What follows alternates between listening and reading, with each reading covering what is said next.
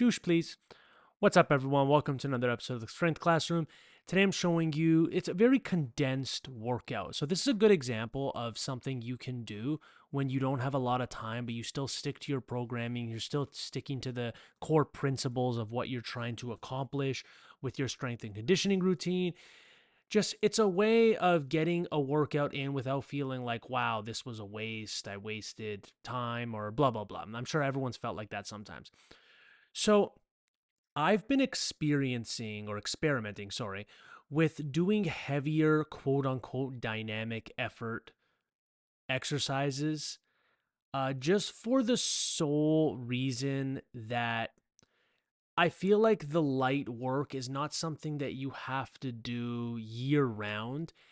And I'd rather do jumps and other explosive movements to work on like the speed aspect of the strength velocity curve than just do light movements. It's not to say I'll never do dynamic effort work again, but I'm just doing heavier work on this day for now with accommodating resistance such as bands and chains.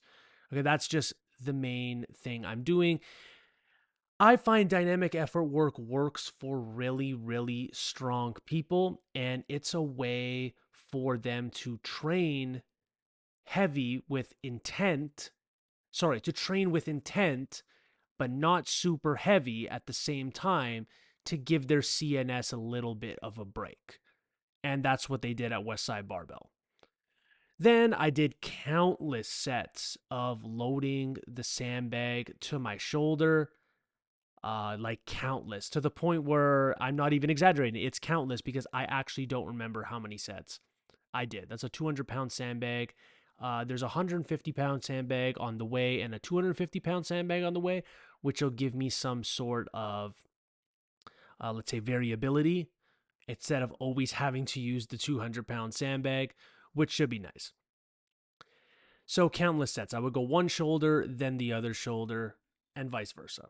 Sometimes I was throwing it so hard that it was almost falling off my shoulder, which has never happened before. Then my assistance work was very, very, very dense. We have kettlebell shrugs here, which it might be my favorite shrug variation. And I mentioned this in a previous video. I have always shit on high rep shrugs, but I do think there's merit to them and they shouldn't be completely ignored. I bounced back and forth with that and these neck extensions, 4 sets of 50 as well. I posted on Instagram and in shorts today that if you are struggling with your upper back and neck area, this is I don't want to say quick fix, but it's a good fix. Not like it's going to work overnight, but if you implement that into your routine and do it 1-2 times a week, your upper back and yoke neck area is definitely going to improve. Then I came up with these on a whim. I'm sure I didn't invent this exercise, but I thought if you could do cable swings or kettlebell swings between your leg, it'd be interesting if you could get a rotational aspect in there by swinging them to the side. Now, I'm using no arms here, none. I'm using my hips and I'm using my core. This will simulate like a throw, a punch, maybe even a kick. It's great if you're any type of athlete, really. It's just a different way of twisting, bending, extending while staying stable at the same time. So it is a good core option. There's the breakdown of the video, and as always, have yourself a great day, ladies and gentlemen.